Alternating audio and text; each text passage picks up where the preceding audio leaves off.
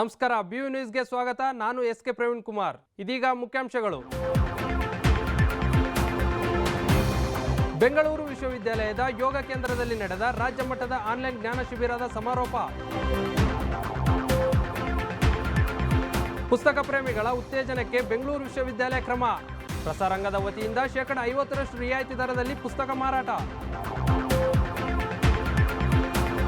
ಕನ್ನಡ ನಾಡಿನ ಸಾಹಿತ್ಯ ಮತ್ತು ಸಂಸ್ಕೃತಿಯ ಜ್ಞಾನ ಪರಂಪರೆ ಪ್ರತಿಬಿಂಬಿಸುವ ಕನ್ನಡ ಅಧ್ಯಯನ ಕೇಂದ್ರದ ಹಸ್ತಪ್ರತಿ ಭಂಡಾರ. ವಿದ್ಯುನ್ಮಾನ ಮಾಧ್ಯಮ ವಿಭಾಗಕ್ಕೆ ಭೇಟಿ ನೀಡಿ ಮಾಧ್ಯಮದ ವಿವಿಧ ಆಯಾಮಗಳನ್ನು ಅರಿತ ರಾಜ್ಯಶಾಸ್ತ್ರ ವಿಭಾಗದ ವಿದ್ಯಾರ್ಥಿಗಳು. ಹೊಸ ರೂಪ ಪಡೆದುಕೊಂಡ ಬೆಂಗಳೂರು ವಿಶ್ವವಿದ್ಯಾಲಯದ ಪುರುಷರ ವಿದ್ಯಾರ್ಥಿ ನಿಲಯದ ಗ್ರಂಥಾಲಯ.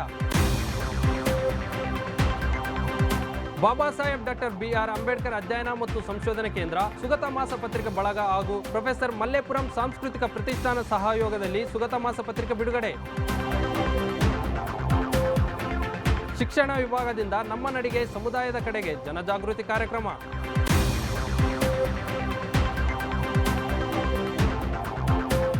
ಇದೀಗ ವಾರ್ತೆಗಳ ವಿವರ. ಬೆಂಗಳೂರು ವಿಶ್ವವಿದ್ಯಾಲಯದ ಯೋಗ ಕೇಂದ್ರದ ವತಿಯಿಂದ ನಡೆದ 10 ದಿನಗಳ ಜ್ಞಾನ ಶಿಬಿರದ ಸಮಾರೋಪ ಹಾಗೂ ವಿಶೇಷ ಉಪನ್ಯಾಸ ಮಾಸಿಕ ಸರಣಿ ಕಾರ್ಯಕ್ರಮವನ್ನು ಇತ್ತೀಚೆಗೆ ಹಮ್ಮಿಕೊಳ್ಳಲಾಗಿತ್ತು.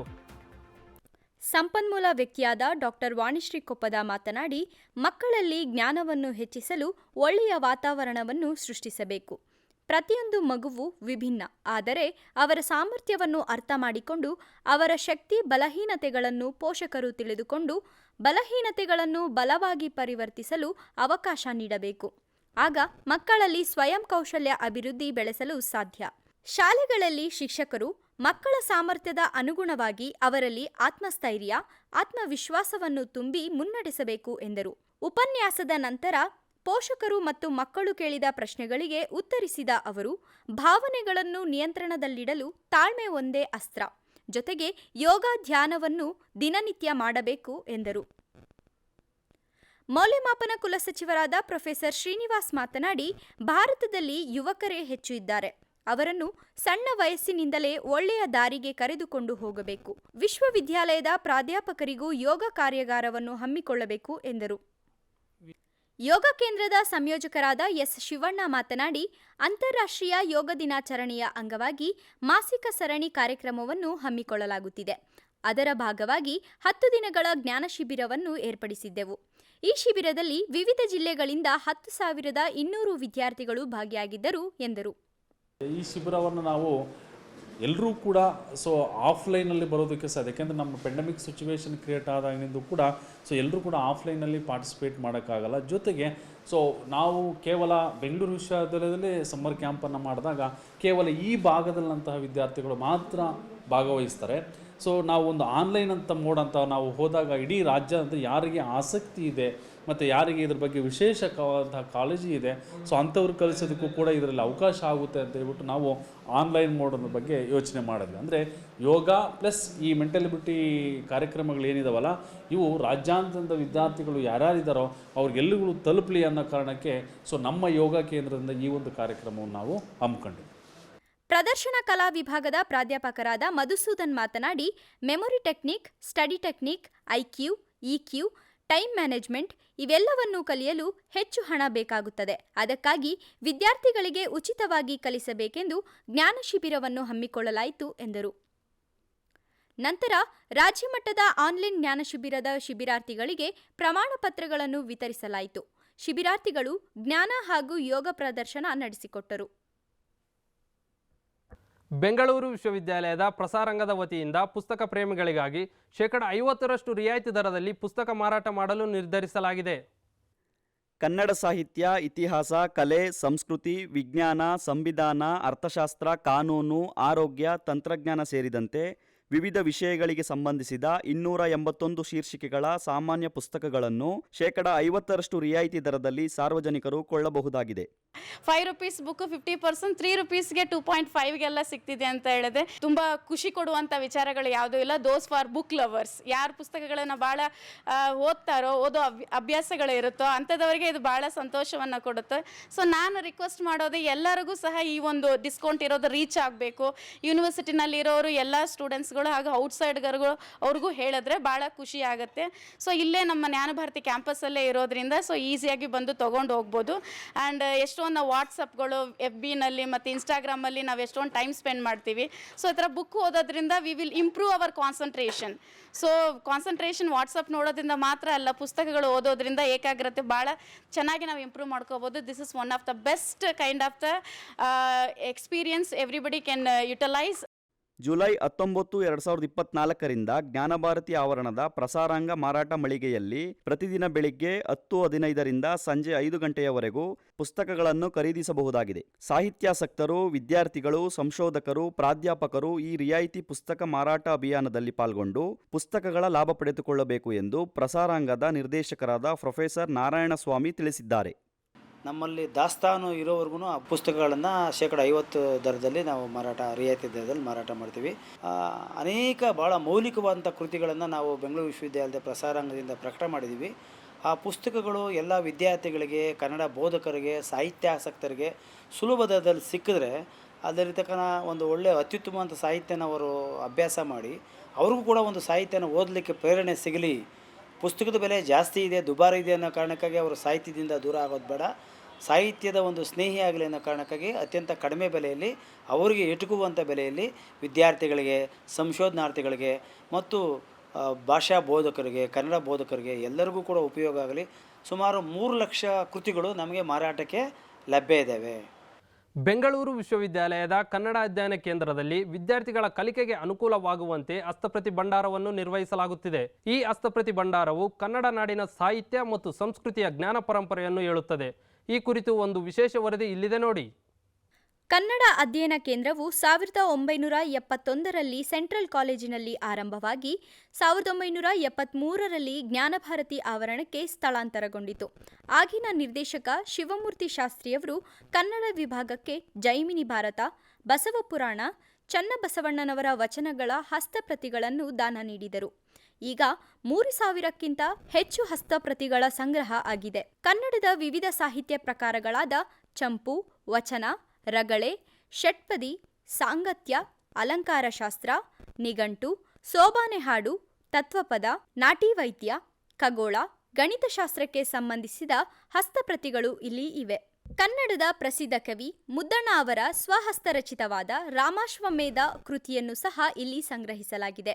ರಾಷ್ಟ್ರಕವಿ GS ಶಿವರುದ್ರಪ್ಪನವರು ಕನ್ನಡ ಅಧ್ಯಯನ ಕೇಂದ್ರದ ನಿರ್ದೇಶಕರಾಗಿದ್ದಾಗ ಕರ್ನಾಟಕದ ವಿವಿಧ ಭಾಗಗಳಲ್ಲಿ ಸಮೀಕ್ಷೆ ನಡೆಸಿ ಕವಲೆದುರ್ಗದ ಕೆಳದಿಯ ಅರಸರ ಕಾಲದಲ್ಲಿ ರಚಿಸಲ್ಪಟ್ಟ 700ರಷ್ಟು ತಾಮ್ರಪಟಗಳನ್ನು ಸಂಗ್ರಹಿಸಲಾಗಿದೆ. ನಮಸ್ತುಂಗ ಶಿರಚುಂಬಿ ಚಂದ್ರ ಚಾಮರ ಚಾರವೇ ತ್ರೈಲೋಕ್ಯ ನಗರಾರಂಭ ಮೂಲ ಸ್ತಂಭಾಯ ಶಂಭುವೆ ಸ್ವಸ್ತಿ ಶ್ರೀ ಜಯಾಭ್ಯುದಯ ಶಾಲಿವಾಹನ ಶಕ ವರುಷ 1553ನೇಯ ಪ್ರಮೋದ ಸಂವತ್ಸರ. ಅಂದರೆ ಇದು ಶೈವ ಧರ್ಮಕ್ಕೆ ಸಂಬಂಧಪಟ್ಟಿರ್ತಕ್ಕಂಥ ರಾಜರಿಗೆ ಸಂಬಂಧಪಟ್ಟಿರೋದು. ಸೊ ಈಗ ಬಂದು ಆಮೇಲೆ ಕೊನೆಯಲ್ಲೇ ಇದು ಯಾರು ಬರೆಸಿದ್ರು, ಈ ದಾನ ಯಾರಿಗೆ ಕೊಟ್ಟಿದ್ದಾರೆ, ಅದರ ದಾನದ ಪ್ರಮಾಣ ಎಷ್ಟು, ಅದರ ಭೂಮಿಯಾಗಿದ್ದರೆ ಅದರ ಅಳತೆ ಎಷ್ಟು ಅಂತ ಇರ್ತದೆ. ಶಾಸ್ತ್ರೀಯ ಭಾಷೆ, ಕನ್ನಡಕ್ಕೆ ಶಾಸ್ತ್ರೀಯ ಭಾಷೆಯ ಸ್ಥಾನಮಾನ ಸಿಕ್ಕಿದಾಗ ಇದಕ್ಕಿಂತ ವಿಶೇಷವಾದ ಅನುದಾನ 1 ಕೋಟಿ ರೂಪಾಯಿಗಳನ್ನು ಕೊಟ್ಟಿದ್ದರು. ಆ 1 ಕೋಟಿ ರೂಪಾಯಿಗಳ ಸಂದರ್ಭದಲ್ಲಿ ನಾವು ಈ ಕೆಲಸ ಎಲ್ಲ ಮಾಡಿದ್ವಿ. ಅವಾಗ 2012ರಿಂದ 15 ಸಂದರ್ಭದಲ್ಲಿ ಮಾಡಿದ್ವಿ. ಮತ್ತು ಹಲವಾರು ಪುಸ್ತಕಗಳನ್ನು ಪ್ರಕಟ ಮಾಡಿದ್ವಿ, ಹಲವಾರು ತಾಳೆಗರಿಗಳನ್ನು ನೋಡಿ ಪ್ರಕಟ ಮಾಡಿದ್ವಿ. ಒಂದು ನೋವಿನ ಸಂಗತಿ ಅಂತ ಹೇಳಿದರೆ, ಕಳೆದ 20 ವರ್ಷದಿಂದ ಇದಕ್ಕೆ ಸಿಬ್ಬಂದಿಯನ್ನು ನೇಮಕ ಮಾಡಿ ಅಂತಂದೇಳಿ ವಿಶ್ವವಿದ್ಯಾಲಯಕ್ಕೆ ಪತ್ರ ಬರಿತಾನೇ ಇದ್ದಾರೆ. ಆದರೆ ಇದರಲ್ಲಿ ನುರಿತ, ಇದರ ಬಗ್ಗೆ ಕಾಳಜಿ ಇರುವ, ಇದರ ಬಗ್ಗೆ ವಿಶೇಷವಾಗಿ ಅಧ್ಯಯನ ಮಾಡಿರ್ತಕ್ಕಂಥ ವಿದ್ವಾಂಸರನ್ನು ಇಲ್ಲಿ ನೇಮಿಸಿಲ್ಲ. ವಿಜಯನಗರ ಸಾಮ್ರಾಜ್ಯ ಮತ್ತು ಮೈಸೂರು ಅರಸರ ಕಾಲದ ರಾಜಮುದ್ರೆಗಳು, ನಾಣ್ಯಗಳು, ಹಸ್ತಪ್ರತಿಗಳನ್ನು ಬರೆಯಲು ಬಳಸುತ್ತಿದ್ದ ಓಲೆಗರಿ, ಹಂದಿಯ ಮುಳ್ಳನ್ನು ಸಹ ಇಲ್ಲಿ ಕಾಣಬಹುದು. ಇವೆಲ್ಲವೂ ಇತಿಹಾಸವನ್ನು ಕಟ್ಟುವಲ್ಲಿ ಪ್ರಮುಖ ಪಾತ್ರ ವಹಿಸುತ್ತವೆ. ಅಷ್ಟೇ ಅಲ್ಲದೆ ಕುಮಾರವ್ಯಾಸರ ಜೈಮಿನಿ ಭಾರತದ ವಿವಿಧ ಭಾಗಗಳಾದ ವಿರಾಟ ಪರ್ವ, ಉದ್ಯೋಗ ಪರ್ವ, ಭೀಷ್ಮ ಪರ್ವ, ದ್ರೋಣ ಪರ್ವಗಳನ್ನು ಸಂಗ್ರಹಿಸಲಾಗಿದೆ. ಕನ್ನಡ ಅಷ್ಟೇ ಅಲ್ಲದೆ ತಿಹಾರಿ, ದೇವನಾಗರಿ, ಖರೋಷ್ಠಿ, ಬ್ರಾಹ್ಮಿ ಲಿಪಿಗಳ ಹಸ್ತಪ್ರತಿಗಳು ಲಭ್ಯವಿದೆ. ಇದು ಕರ್ನಾಟಕದಲ್ಲೇ ಬೇರೆ ಬೇರೆ ಅಧ್ಯಯನ ಕೇಂದ್ರದಲ್ಲಿ ಇಲ್ಲದೇ ಇರುವಂತಹ ವಿಶೇಷವಾದಂತಹ ಕೆಲವೊಂದಷ್ಟು ಹಸ್ತಪ್ರತಿಗಳು, ಶಾಸನಗಳು, ಓಲೆಗರಿಗಳು, ಕನ್ನಡ ಅಧ್ಯಯನ ಕೇಂದ್ರದಲ್ಲೂ ಕೂಡ ಶಾಸ್ತ್ರ ಗ್ರಂಥಗಳ ಅಧ್ಯಯನ, ಶಾಸನ ಗ್ರಂಥಗಳ ಅಧ್ಯಯನ, ಪ್ರಾಚೀನ ಸಾಹಿತ್ಯದ ಅಧ್ಯಯನಕ್ಕೆ ನಮ್ಮ ಹಸ್ತಪ್ರತಿ ಭಂಡಾರ ಒಂದು ಬೆನ್ನೆಲುಬಾಗಿ ಎಲ್ರಿಗೂ ಸಹಕಾರಿಯಾಗ್ತಾ ಇದೆ. ಕೆಲವೊಂದು ಸ್ಕಾಲಿತ್ಯಗಳಿರ್ಬೋದು, ಹಸ್ತಪ್ರತಿಯ ಎ ಪ್ರತಿ, ಬಿ ಪ್ರತಿ, ಸಿ ಪ್ರತಿಗಳೆಲ್ಲ ಹೆಂಗೆ ಇರ್ತವೆ ಅನ್ನೋದನ್ನು ಕೂಡ ನಾವು ಅಲ್ಲಿ ಕಣ್ಣಾರೆ ಪ್ರಾತ್ಯಕ್ಷಿಕವಾಗಿ ನಾವು ನೋಡಲಿಕ್ಕೆ ಅನುಕೂಲ ಆಗ್ತಾ ಇದೆ. ಇಷ್ಟೆಲ್ಲ ಶ್ರಮ ವಹಿಸಿ ವಿದ್ಯಾರ್ಥಿಗಳ ಅನುಕೂಲಕ್ಕಾಗಿ ಸಂಗ್ರಹಿಸಿಟ್ಟ ಹಸ್ತಪ್ರತಿಗಳನ್ನು ಅಧ್ಯಯನ ಸಂಶೋಧನೆಗಾಗಿ ಮುಂದಿನ ಪೀಳಿಗೆಗೆ ಸಂರಕ್ಷಿಸಬೇಕು. ಆದರೆ ಈ ಹಸ್ತಪ್ರತಿಗಳು ಓಲೆಗರಿ, ತೊಗಟೆಗಳಿಂದ ರಚಿತವಾಗಿರುವುದರಿಂದ ಹಾಳಾಗದಂತೆ ಕಾಲಕಾಲಕ್ಕೆ ನ್ಯಾಪ್ತಲಿನ್ನಂತಹ ಕೀಟನಾಶಕ ಸಾಮಗ್ರಿಗಳನ್ನು ಬಳಸಿ ಸರಿಯಾಗಿ ನಿರ್ವಹಿಸಿಕೊಂಡು ಹೋಗಬೇಕು. ಈ ಪ್ರಬುದ್ಧ ಭಂಡಾರದ ನಿರ್ವಹಣೆಗೆ ನುರಿತ ವ್ಯಕ್ತಿ ಇಲ್ಲ. ಹಸ್ತಪ್ರತಿ ಭಂಡಾರದ ನಿರ್ವಹಣೆಗೆ ನುರಿತ ವ್ಯಕ್ತಿಯನ್ನ ನೇಮಕ ಮಾಡದೇ ಇದ್ದರೆ ಮುಂದಿನ ಪೀಳಿಗೆಗೆ ಕನ್ನಡ ಸಾಹಿತ್ಯದ ಚರಿತ್ರೆಯನ್ನ ಕಾಪಾಡಲು ಕಷ್ಟವಾಗುತ್ತದೆ. ಈಗಿನ ವಿದ್ಯಾರ್ಥಿಗಳಲ್ಲಿ ಪ್ರಾಚೀನ ಸಾಹಿತ್ಯದ ಕಡೆಗೆ ಒಲವು ಕಡಿಮೆಯಾಗಿದೆ. ವಿದ್ಯಾರ್ಥಿಗಳು ಶ್ರಮವಹಿಸಿ ಸೂಕ್ಷ್ಮವಾದ ಅಧ್ಯಯನ ನಡೆಸಬೇಕೆಂಬುದು ಇಲ್ಲಿನ ಪ್ರಾಧ್ಯಾಪಕರ ಆಶಯ ಆಗಿದೆ. ಕ್ಯಾಮರಾ ಪರ್ಸನ್ ಚಂದನ್ ಜೊತೆ ನಂದಿನಿ, BU ನ್ಯೂಸ್, ಬೆಂಗಳೂರು. ವಿದ್ಯುನ್ಮಾನ ಮಾಧ್ಯಮ ವಿಭಾಗಕ್ಕೆ ಶೈಕ್ಷಣಿಕ ಭೇಟಿ ನೀಡಿದ ರಾಜ್ಯಶಾಸ್ತ್ರ ವಿದ್ಯಾರ್ಥಿಗಳಿಗೆ ವಿಭಾಗದ ವತಿಯಿಂದ ಸಮೂಹ ಮಾಧ್ಯಮದಲ್ಲಿನ ಸಮಕಾಲೀನ ಅಭಿವೃದ್ಧಿ ವಿಷಯ ಕುರಿತು ವಿಶೇಷ ಉಪನ್ಯಾಸ ಕಾರ್ಯಕ್ರಮ ಏರ್ಪಡಿಸಲಾಗಿತ್ತು. ಕಾರ್ಯಕ್ರಮದಲ್ಲಿ ವಿದ್ಯುನ್ಮಾನ ಮಾಧ್ಯಮ ವಿಭಾಗದ ಸಹ ಪ್ರಾಧ್ಯಾಪಕರಾದ ಡಾಕ್ಟರ್ ವಾಹಿನಿ ಮಾತನಾಡಿ, ಮಾಧ್ಯಮಗಳು ರಾಜಕೀಯವು ಪರಸ್ಪರ ಅವಲಂಬಿತವಾಗಿವೆ. ರಾಜ್ಯಶಾಸ್ತ್ರ ಪರಿಣಿತರಾಗಲು, ವಿಮರ್ಶಕರಾಗಲು ಸಮೂಹ ಮಾಧ್ಯಮಗಳು ಅತಿ ಮುಖ್ಯ. ಇತ್ತೀಚೆಗೆ ಕೃತಕ ಬುದ್ಧಿಮತ್ತೆ ಮಾಧ್ಯಮದಲ್ಲೂ ಹೆಜ್ಜೆ ಇಟ್ಟಿದೆ ಹಾಗೂ ಮಾಧ್ಯಮ ರಂಗದಲ್ಲಿನ ವಿವಿಧ ಚಟುವಟಿಕೆಗಳನ್ನು ಸುಲಭವಾಗಿ ಮಾಡಲು ಅನುಕೂಲವಾಗಿದೆ. ತಂತ್ರಜ್ಞಾನ ದಿನೇ ದಿನೇ ಅಭಿವೃದ್ಧಿ ಹೊಂದುತ್ತಿದ್ದರೂ ಮಾಧ್ಯಮಗಳು ಸಾರ್ವಜನಿಕ ಅಭಿಪ್ರಾಯವನ್ನು ಮೂಡಿಸುವಲ್ಲಿ ಹೆಚ್ಚು ಪ್ರಭಾವ ಬೀರುತ್ತಿವೆ. ಸಾಮಾಜಿಕ ಮಾಧ್ಯಮಗಳು ನಮ್ಮೆಲ್ಲರ ಯೋಚನೆಗಳನ್ನು ನಿಯಂತ್ರಿಸುತ್ತಿವೆ. ಇದರ ನಡುವೆ ಸುಳ್ಳು ಸುದ್ದಿಗಳು ಹೆಚ್ಚುತ್ತಿವೆ. ಯಾವುದು ಸತ್ಯ ಎಂಬುದನ್ನು ಪರಿಶೀಲಿಸುವ ಮನೋಭಾವವನ್ನು ವಿದ್ಯಾರ್ಥಿಗಳು ಬೆಳೆಸಿಕೊಳ್ಳಬೇಕು ಎಂದರು. ನಂತರ ವಿದ್ಯಾರ್ಥಿಗಳಿಗೆ ಕ್ಯಾಮರಾ ಬಳಕೆ, ಟೆಲಿಪ್ರಾಂಪ್ಟರ್, ವಾಯ್ಸ್ ರೆಕಾರ್ಡಿಂಗ್ ಮಾಡಲು ಬಳಸುವ ವಿವಿಧ ಮೈಕ್ಗಳ ಪರಿಚಯ ಹಾಗೂ ಸುದ್ದಿ ನಿರೂಪಣೆ, ಲೈವ್ ನ್ಯೂಸ್ ಎಡಿಟಿಂಗ್, ವಿಡಿಯೋ ಎಡಿಟಿಂಗ್ಗೆ ಸಂಬಂಧಿಸಿದ ವಿಷಯಗಳನ್ನು ಪ್ರಾಯೋಗಿಕವಾಗಿ ತಿಳಿಸಲಾಯಿತು. ನಮಗೆ ಇವತ್ತೊಂಥರ ಪ್ರಾಕ್ಟಿಕಲಿ ಐಡಿಯಾಸ್ ಬಂತು. ಲೈಕ್ ಫಾರ್ ಎಕ್ಸಾಂಪಲ್ ಕ್ಯಾಮ್ರಾಸಲ್ಲಿ ಲೆನ್ಸಸ್ ಇರ್ಬೋದು and various types of mics, ಅದರಲ್ಲಿ ಓಮ್ನಿ ಮೈಕ್ಸ್ ಆ್ಯಂಡ್ ನಂಗೆ ಅದ್ರ ಬಗ್ಗೆ ಗೊತ್ತೇ ಇರಲಿಲ್ಲ. ಡಿಫ್ರೆಂಟ್ ಟೈಪ್ಸ್ ಆಫ್ ಮೈಕ್ರೋಫೋನ್ಸ್, ಅದ್ರ ಬಗ್ಗೆ ಎಲ್ಲ ಡೀಟೇಲ್ಸ್ ಕೊಟ್ಟರು. ಆ್ಯಂಡ್ ಸ್ಟುಡಿಯೋ ಅಂದರೆ ಏನಿರುತ್ತೆ, ಅಲ್ಲಿ ಏನು ಮಾಡ್ತಾರೆ, ಅನ್ನೋದು ಪ್ರೊಡಕ್ಷನ್ ಕಂಟ್ರೋಲ್ ರೂಮ್ ಇರ್ಬೋದು ಆ್ಯಂಡ್ ಕ್ಯಾಮ್ರಾ ಸೆಟ್ಟಿಂಗ್ಸ್ ಇರ್ಬೋದು, ಲೈಟ್ ಸೆಟ್ಟಿಂಗ್ಸ್ ಇರ್ಬೋದು, ಆ್ಯಂಕರಿಂಗ್ ಇರ್ಬೋದು, ರಿಪೋರ್ಟಿಂಗ್ ಇರ್ಬೋದು, ಎಲ್ಲದ್ರ ಬಗ್ಗೆ ತುಂಬ ಪ್ರಾಕ್ಟಿಕಲಾಗೆ ನಮಗೆ ಇವತ್ತು ತಿಳಿಸ್ಕೊಟ್ಟಿದ್ದಾರೆ. ಬೆಂಗಳೂರು ವಿಶ್ವವಿದ್ಯಾಲಯದ ಪುರುಷರ ವಿದ್ಯಾರ್ಥಿ ನಿಲಯದಲ್ಲಿ ವಿದ್ಯಾರ್ಥಿಗಳ ಶೈಕ್ಷಣಿಕ ಅಭಿವೃದ್ಧಿಗಾಗಿ ಗ್ರಂಥಾಲಯವನ್ನು ನಿರ್ಮಿಸಲಾಗಿದೆ. ಇದರ ಜೀರ್ಣೋದ್ಧಾರವನ್ನು ವಿಶ್ವವಿದ್ಯಾಲಯ ಕೈಗೊಂಡಿದ್ದು ಇದು ವಿದ್ಯಾರ್ಥಿಗಳಿಗೆ ನೆರವಾಗಿದೆ. ಭಾರತ ರತ್ನ ಬಾಬಾ ಸಾಹೇಬ್ ಡಾಕ್ಟರ್ BR ಅಂಬೇಡ್ಕರ್ ಪುರುಷರ ವಿದ್ಯಾರ್ಥಿ ನಿಲಯವು 2016ರಲ್ಲಿ ಸ್ಥಾಪನೆಯಾಗಿದ್ದು, ಹಂತ ಹಂತವಾಗಿ ವಿದ್ಯಾರ್ಥಿಗಳಿಗೆ ಅನುಕೂಲವಾಗುವಂತೆ ಮೂಲಭೂತ ಅವಶ್ಯಕತೆಗಳನ್ನು ಒದಗಿಸಲಾಗಿದೆ. ವಿದ್ಯಾರ್ಥಿಗಳ ಶೈಕ್ಷಣಿಕ ಅಭಿವೃದ್ಧಿಗಾಗಿ ಸುಮಾರು 700 ವಿದ್ಯಾರ್ಥಿಗಳಿರುವ ಈ ಹಾಸ್ಟೆಲ್ನಲ್ಲಿ ಹಿಂದೆ ಗ್ರಂಥಾಲಯ ನಿರ್ಮಿಸಲಾಗಿತ್ತು.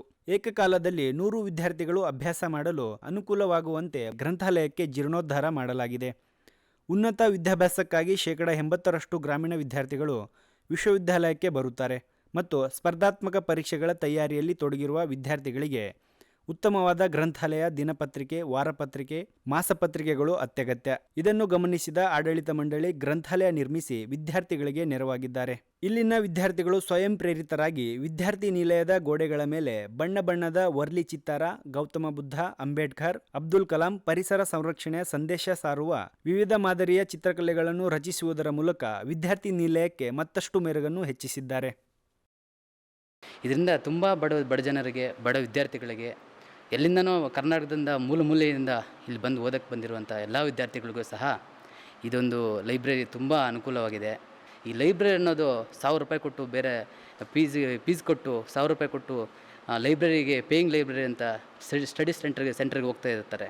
ಅಂಥದ್ರಲ್ಲಿ ಈ ಅನುಕೂಲ ಮಾಡಿಕೊಟ್ಟಿರೋದು ವಿದ್ಯಾರ್ಥಿಗಳಿಗೆ ತುಂಬ ಅನುಕೂಲವಾಗಿದೆ. ಸುಮಾರು ವರ್ಷಗಳಿಂದ ವಿದ್ಯಾರ್ಥಿಗಳು ಸೆಂಟ್ರಲ್ ಲೈಬ್ರರಿಗೆ ಹೋಗಬೇಕಿತ್ತು. ಸೆಂಟ್ರಲ್ ಲೈಬ್ರರಿಯಲ್ಲಿ 2nd ಸಾಟರ್ಡೆ, 4th ಸಾಟರ್ಡೆ ಮತ್ತು ಸಂಡೇ ಈ ದಿನಗಳು ಮತ್ತು ಗೌರ್ಮೆಂಟ್ ಹಾಲಿಡೇಯ ದಿನ ಅಲ್ಲಿ ಓಪನ್ ಇರ್ತಿರಲಿಲ್ಲ.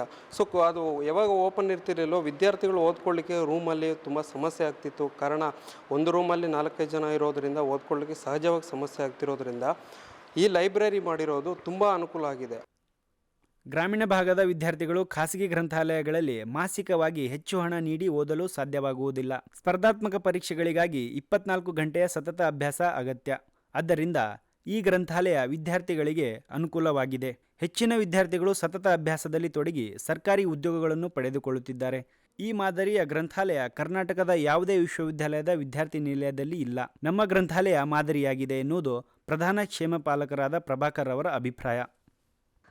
ಬೆಂಗಳೂರು ವಿಶ್ವವಿದ್ಯಾಲಯದಲ್ಲಿ ಇರುವಂಥ ಎಲ್ಲ ಸ್ನಾತಕೋತ್ತರ ಪದವಿಗಳ ವಿದ್ಯಾರ್ಥಿಗಳಲ್ಲಿ 80% ಗ್ರಾಮೀಣ ಪ್ರದೇಶಗಳಿಂದ ಬಂದು ಇಲ್ಲಿ ಓದ್ತಾ ಇರೋಂಥ ವಿದ್ಯಾರ್ಥಿಗಳ ಸಂಖ್ಯೆ ಜಾಸ್ತಿ ಇದೆ. ಸ್ಪರ್ಧಾತ್ಮಕ ಗ್ರಂಥಾಲಯ ಆವಿಷ್ಕಾರ ಆಗಿರೋದ್ರಿಂದ ನಮ್ಮ ವಿದ್ಯಾರ್ಥಿ ನಿಲಯದಲ್ಲಿರುವಂಥ ವಿದ್ಯಾರ್ಥಿಗಳು 24/7 ಓದುವ ಪರಿಸ್ಥಿತಿ ಇಲ್ಲಿ ನಿರ್ಮಾಣವಾಗಿದೆ.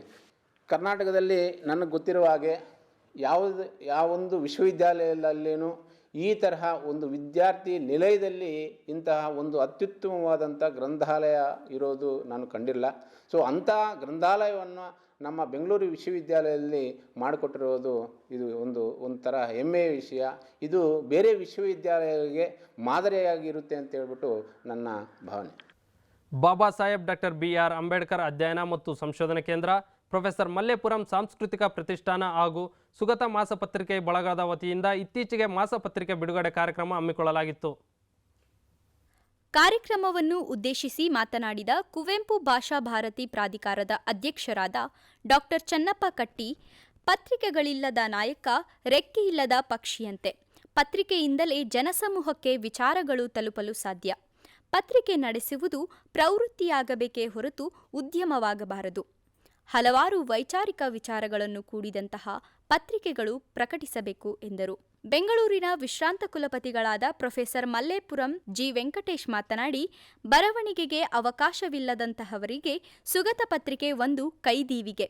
ಇದು ಬುದ್ಧನ ತತ್ವದಾರಿಯನ್ನು ಸಾರುತ್ತದೆ. ಸುಗತ ಪತ್ರಿಕೆ ನಮ್ಮ ಸಮಾಜ ಸಂಸ್ಕೃತಿಯನ್ನು ಕಟ್ಟಿಕೊಡಲು ತಯಾರಾಗಿದೆ ಎಂದರು. ಬುದ್ಧ, ಬಸವ, ಅಂಬೇಡ್ಕರರ ವೈಚಾರಿಕ ಮನೋಭಾವಗಳು, ವಿಚಾರಧಾರೆಗಳು, ವಿಮರ್ಶೆಗಳನ್ನು ಒಳಗೊಂಡ ಲೇಖನಗಳನ್ನು ಬರೆಯಲು ಯುವ ಬರಹಗಾರರು ಮುಂದಾಗಬೇಕು. ಪತ್ರಿಕೆಯ ಮೂಲಕ ಸಮಾಜದಲ್ಲಿ ಅರಿವನ್ನು ಮೂಡಿಸಬೇಕು ಎಂದರು.